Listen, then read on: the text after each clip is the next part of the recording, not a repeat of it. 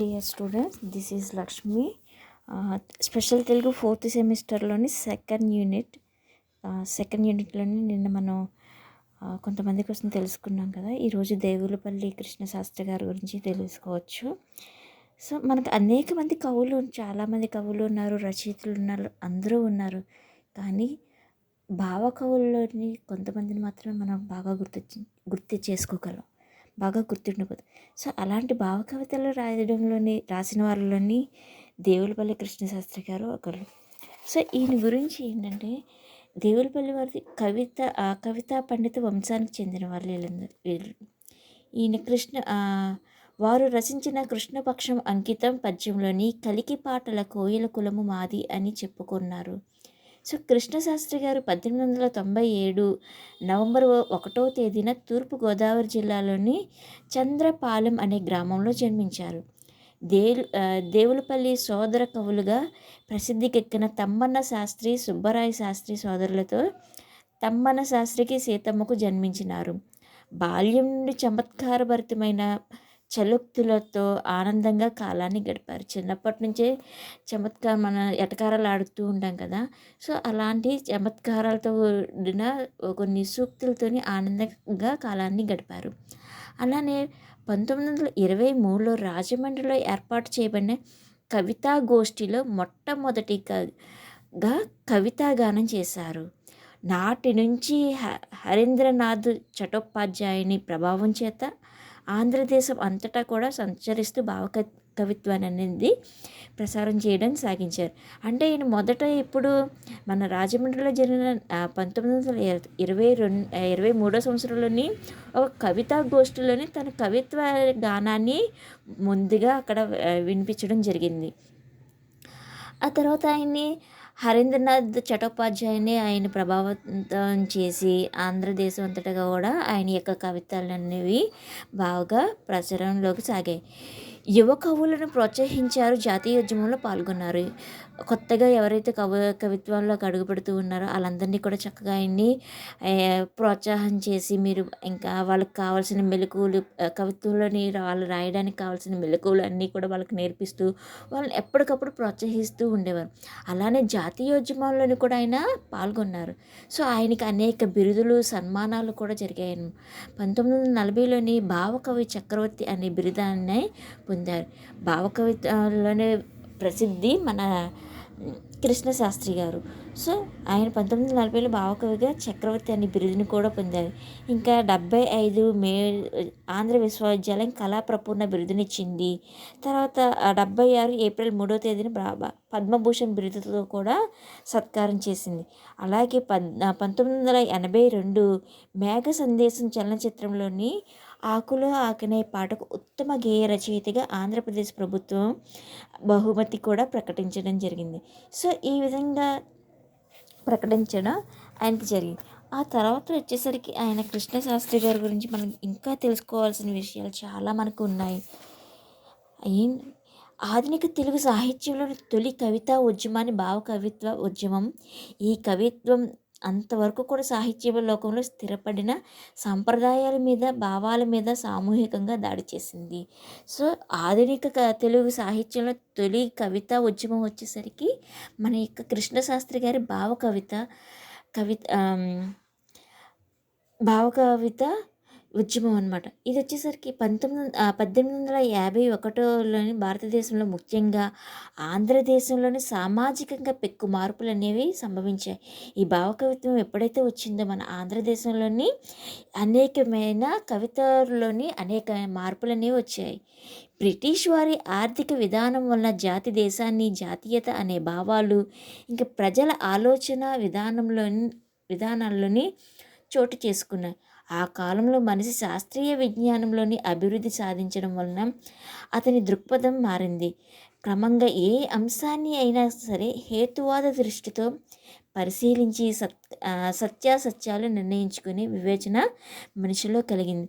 ఇప్పుడు కూడా మనం ఎదుటివారు చెప్పేది అది నిజమో అబద్ధమో కూడా మనం తెలియకుండాను మనం తొందరపాటు నిర్ణయాలు తీసేసుకొని ఆ నిర్ణయాల వల్ల కొంతమందిని బాధ పెట్టవచ్చు, కొంతమంది సంతోషపెట్టవచ్చు. ఇలాంటివన్నీ కూడా జరుగుతాయి.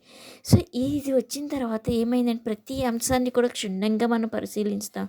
ఏది మంచో, ఏది చెడ్డో అనే విషయాన్ని మనకి ఒక అనుభవం లోకి అనేది వస్తుంది.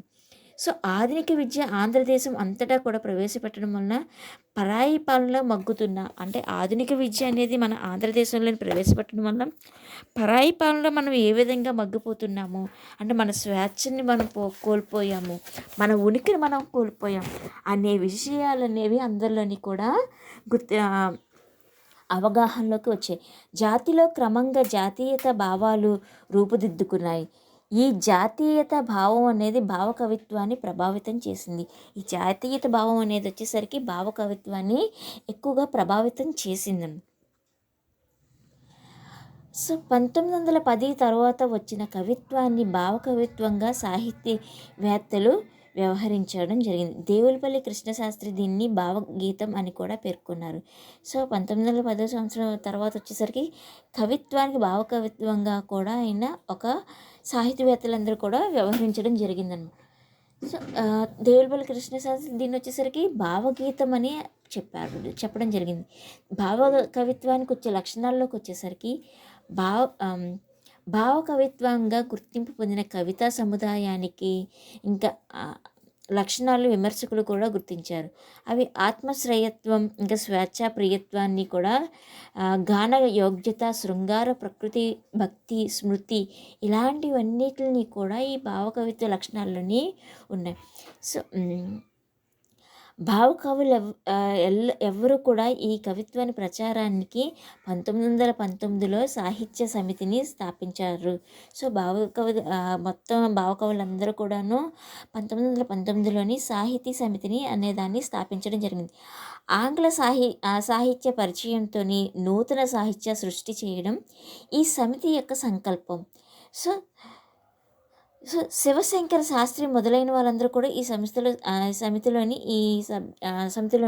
సభ్యులై భావకవిత్వ ప్రచారాన్ని కూడా పూనుకున్నారనమాట. మొత్తం శివశంకర శాస్త్రి గారు మొదలైన వాళ్ళందరూ కూడా ఈ సమితిలోని సభ్యులైండి భావకవిత్వాన్ని ప్రచారం చేయడానికి అందరూ కూడా పూనుకున్నారు.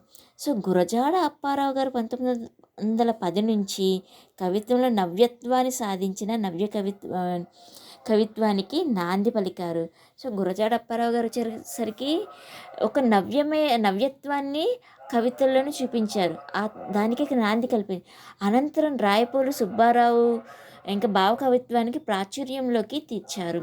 సో, గురజాడ అప్పారావు గారు కవిత్వంలో నవ్యత్వాన్ని, నూతనాన్ని తీసుకొచ్చారు. ఆ తర్వాత మన రాయపోలు సుబ్బారావు గారు కూడాను భావకవిత్వానికి ఒక ప్రాచుర్యానికి తీసుకొచ్చారనమాట. సో, ప్రారంభ దశలోనే ప్రధానంగా కనిపించే లక్షణం పురాణ ప్రబంధాలతో వర్ణించబడింది.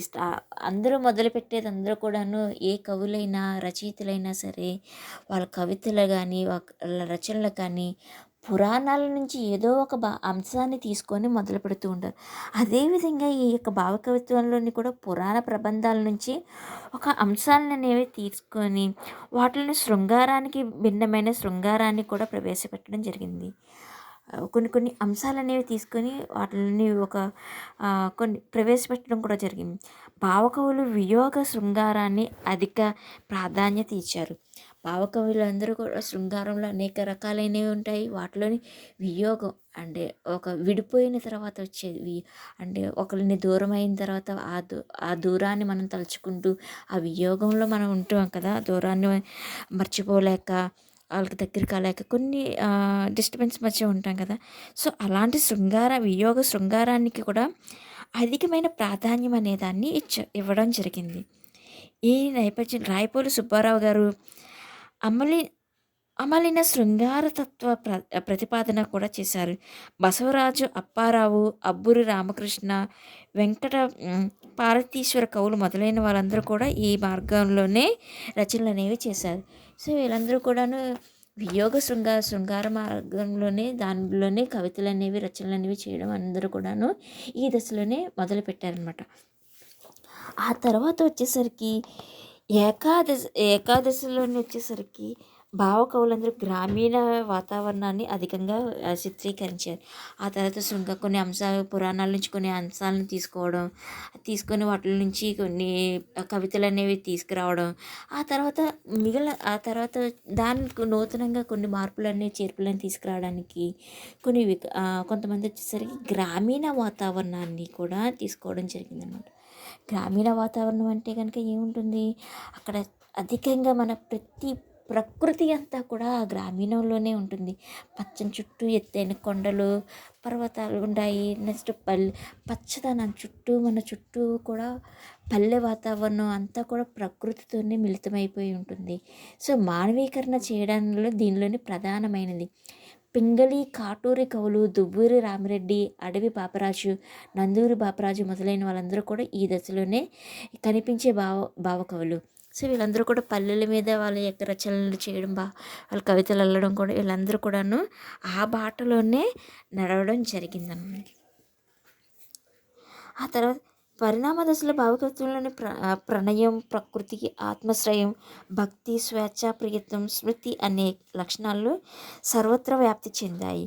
సో ఈ యొక్క పరిణామ దశలు అంటే మొదటి దశలోని భావకవిత్వంలోని ప్రణయం ఉండేది, ప్రకృతి ఇలాంటి అంశాల మీద ఇలాంటి లక్షణాలన్నిటిని కూడా వాళ్ళ కవితలని ఇవ్వడం జరిగిందనమాట. ఆ తర్వాత కృష్ణశాస్త్రి జీవిత రచన విశేషాల్లోకి వచ్చేసరికి వీరి యొక్క రచనలన్నీ కూడాను వాళ్ళ యొక్క స్మృతులు, అనుభూతులు అన్నీ కూడా కలబోసుకొని ఆత్మీయమైన రచనలు, ఆందోళన, వారి జీవితంలోని వివిధ దశలను కూడా వారి రచనల వైశిష్ట్యాన్ని సంబంధించి పరిశీలించవలసి ఉన్నది. సో ఈయన అనేక రచనలు అనేవి కూడా జరగడం జరిగింది. ఈయన సనాతనమైన కవితా పండితులకు వంశానికి చెందినవారు. సో ఈయనకి అనేక బిరుదులు, చక్రవర్తులు అనేవి భావకవిగా అనేక బిరుదులు వచ్చాయి. కళాప్రపూర్ణ, పద్మభూషణ్ ఇలాంటివన్నీ కూడా వచ్చినాయి. అలాగే ఈయన రచించిన మేఘ సందేశంలో ఒక పాటకు కూడా ఉత్తమ గేయ రచయితగా కూడా మంచి పేరు, బహుమతి కూడా ఆంధ్ర ప్రభుత్వం వచ్చేసరికి ఆయనకు మంచి బహుమతి కూడా ఇవ్వడం జరిగింది. ఇన్ని భావకవిత్వాలు అనేక రూపుల్ని తీసుకొచ్చిన ఈయన మన కృష్ణశాస్త్రి గారు 1980 ఫిబ్రవరి 24వ తేదీన స్వర్గస్థులైనారు. అంత్యదశలో సాహిత్యం, కవిత్వ సంబంధమైన అంశాలను గురించి చర్చించారు.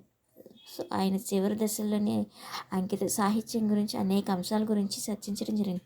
కృష్ణశాస్త్రి మరణానికి స్పందించిన శ్రీశ్రీ అద్దం బద్దలైంది, రోదన రోధించారు.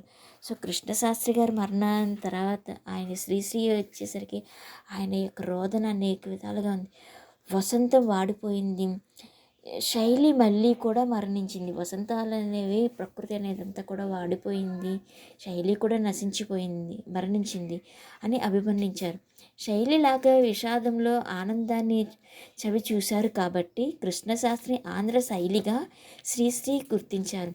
సో శైలిలోని ఒక రుచిని శ్రీశ్రీ గారు ఆయన పొందారు కాబట్టి, చూశారు కాబట్టి అందుకని కృష్ణశాస్త్రి ఆంధ్ర శైలిగా శ్రీశ్రీ ఆయనని కీర్తించడం జరిగింది.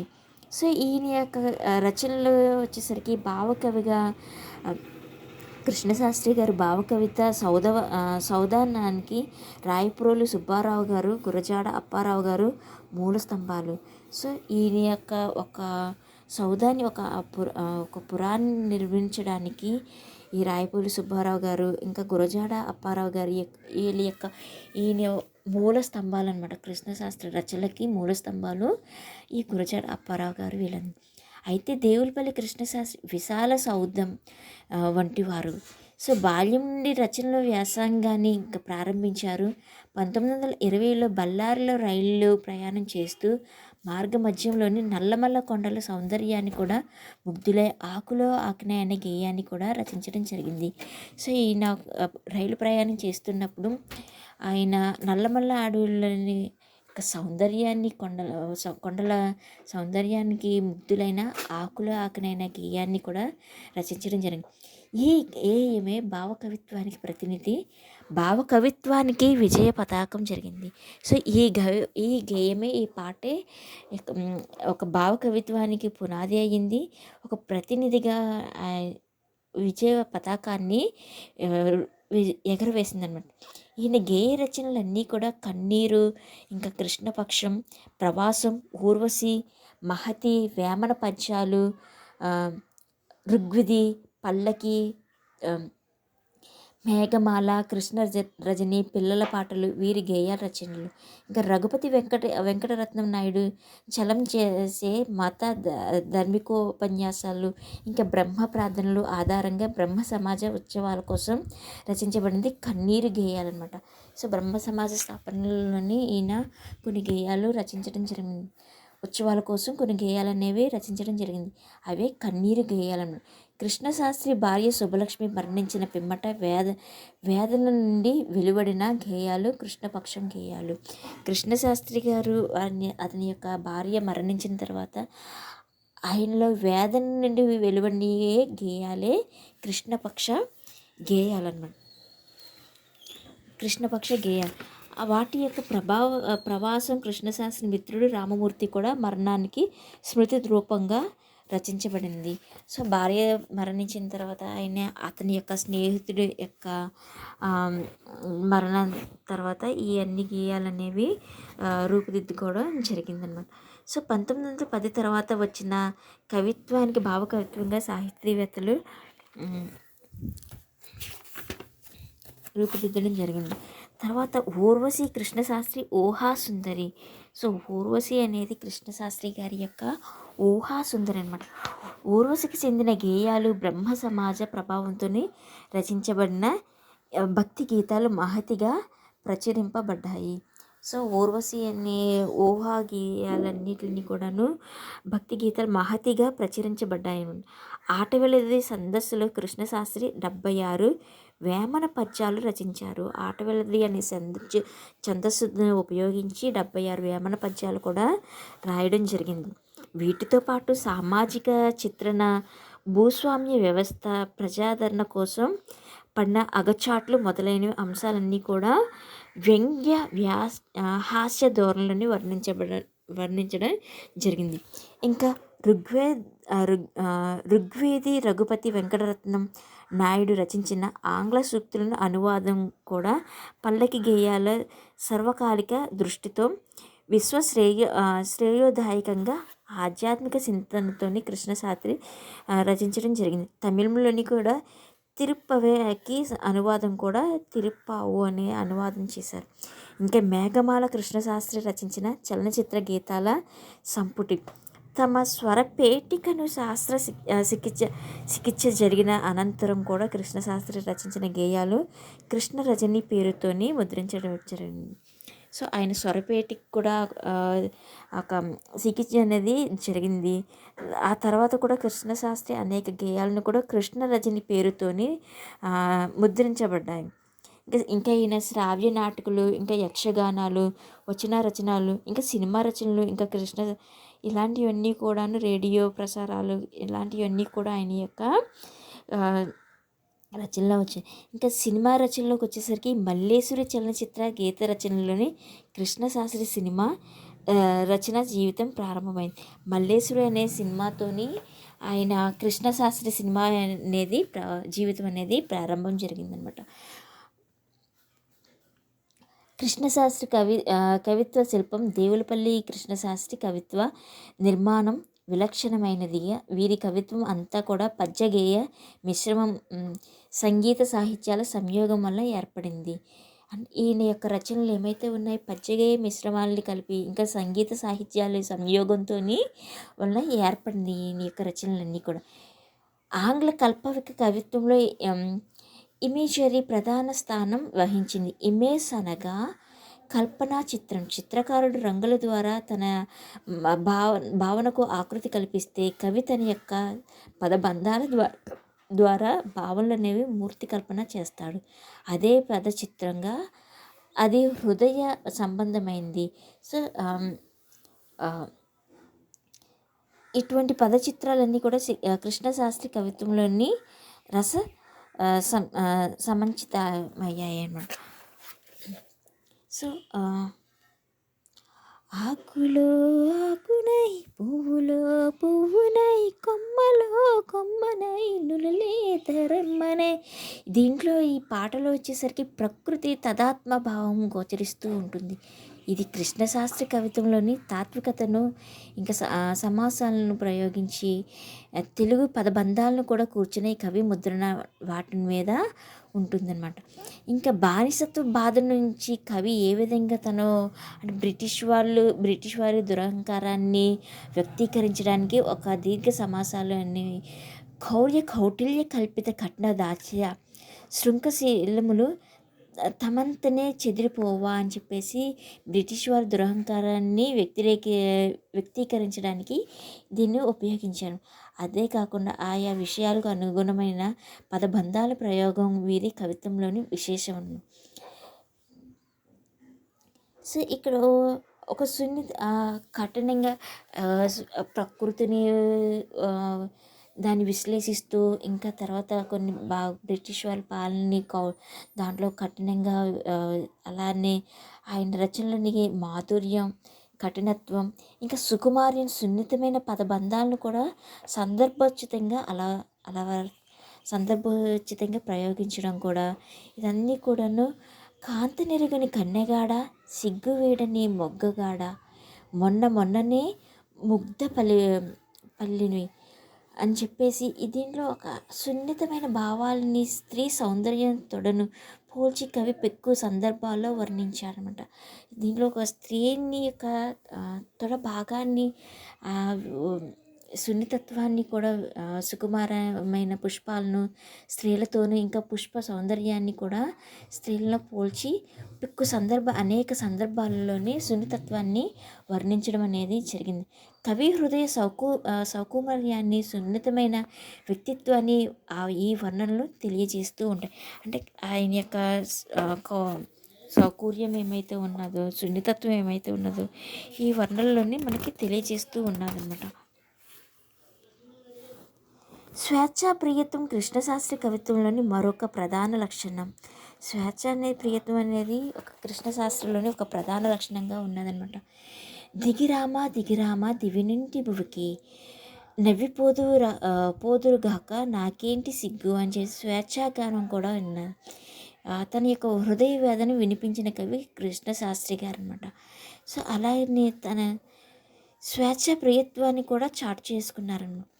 సో ఒంటరితనాన్ని అనుభవించి చిరకాలని మీ ఎడదే చెరలో నిమిడి నేడు. సో పొరలి పొంగిడి దుఃఖం జారులపై పరిగెత్తే అని చెప్పేసి ఆయన యొక్క ఒంటరితనాన్ని అనుభవించి దాని వలన తనకు కలిగిన బాధను వివరించారు. సో అంతరంగ వేదనను కవిత్వీకరించారు. అందుకే కృష్ణశాస్త్రి ప్రపంచం బాధ శ్రీశ్రీ బాధ అనే చమత్కారం సాహితీ లోకంలోకి చోటు చేసుకున్నది. కృష్ణశాస్త్రి గారు ఒంటరితనాన్ని విశ్లేషిస్తూ ఆయన కవితల్లోని బాధని విశ్లేషించి సో అందుకోసమే శ్రీశ్రీ బాధను కూడా చమత్కారంగా సాహితీ లోకంలో చోటు చేసుకున్నారు.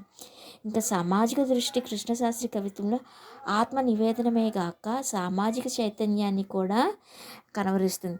ద్వితీయ ప్రపంచ సంగ్రామం అంటే రెండవ ప్రపంచ యుద్ధ సమయంలో వచ్చేసరికి ప్రపంచ ప్రజా జీవితాన్ని అతలాకుతలం చేసింది. రెండవ ప్రపంచ యుద్ధం తర్వాత వచ్చేసరికి ప్రజా జీవితం అంతా కూడా అతలాకుతలం అయిపోయిందన్నమాట చేసింది. ప్రజలు ఆకలితోని నకనకలాడారు.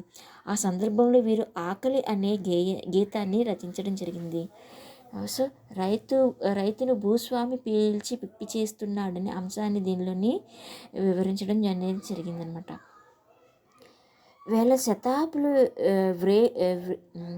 వ్రేగుల వల్ల వంగిపోయాయి, కృంగిపోయి అణిగిపోయాయి అని చెప్పేసి ప్రజల యొక్క ఆకలిని ఇంకా రైతుల యొక్క భూస్వాములు రైతులను ఏ విధంగా పీల్చి చేస్తున్నారనే భావన అనే దాన్ని కూడా దీంట్లోని చెప్పడం జరిగింది. ఇంకా జాతీయ ప్రబోధం అనేది కృష్ణశాస్త్రి యొక్క భారత జయజనత్రి నివాళి పడుతూ స్వాతంత్రోద్యమానికి వర్ణించే గేయ రచనను కూడా గావించారు. సో స్వాతంత్రోద్యమాన్ని వర్ణించే ఒక గేయ రచయిత అది అందరం కూడా మనం ప్రతి అస్తమానం మనం పాడుకుని మనం తన్మయం జరగడం కూడా జరుగుతూ ఉంటుంది. జయ జయ జయ ప్రియ భారత జనయిత్రి దివ్యదాత్రి, జయ జయ జయ శతసహస్రవ నర నారీ హృదయ నేత్రి అని జన్మభూమిని కీర్తించారు. సో కృష్ణశాస్త్రి గారు అంటే బ్రిటిష్ వారి పరిపాలన ద్వారా మన భారతదేశం అంతా అంటే మన భరతమాత ఏ విధంగా కుంగిపోయింది, ఆ వేదనంతని కూడా ఈ జయ జయ జయ ప్రియ భారతి అనేది గేయంలోని భరతమాత యొక్క ఆవేదనని జన్మభూమిని కీర్తించారని. దేవులపల్లి కృష్ణశాస్త్రి వస్తువులోను, ఛందస్సులోను, ఇంకా భాషలోను కూడా స్వేచ్ఛను ఆశించారు. సో దేవులపల్లి కృష్ణశాస్త్రి గారు వస్తువులోనేంటి ఆయన ఏ కవిత ఆయన రచనలకు ఏదైనా ఒక పాత్రను తీసుకుంటే దానిలోనే మిళితమయ్యేలాగా కవితా యుగంలోని తనదైన విశిష్ట ముద్రను సాధించారు. అమ్ర గీత రచయితగా, వ్యాసకర్తగా, ఖండకావ్యకర్తగా, నాటకకర్తగా, ఉత్తమ విమర్శకునిగా కూడా ఆధునికాంధ్ర సాహిత్యంలో ప్రముఖమైన స్థానాన్ని మన కృష్ణశాస్త్రి గారు సముపార్జించుకున్నారు. సో తనదైన శైలిలోని మన కృష్ణశాస్త్రి గారు ఒక గుర్తింపుననే దాన్ని తెచ్చుకోవడం జరిగింది.